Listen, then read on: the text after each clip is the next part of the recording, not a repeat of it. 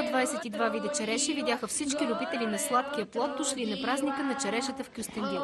От 40-50 стотинки до левче изкупна цена обаче, докато стигнат до пазара, вкусните плодове стават все по-скъпи и това независимо от производителите.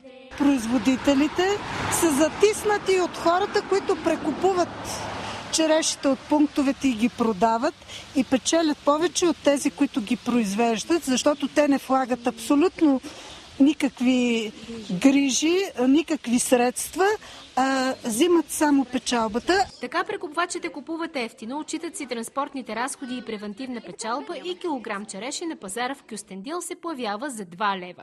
В столицата стига и до 5 лева за кило. Купуваме, ама рядко, защото са скъпи все още. Имам наблюдение в другите градове. Тук са 4 лева, там са 2,20 кг, нещо такова. Търговците твърдят, че разходите им са големи и реалната печалба била 10-30 стотинки на продаден килограм.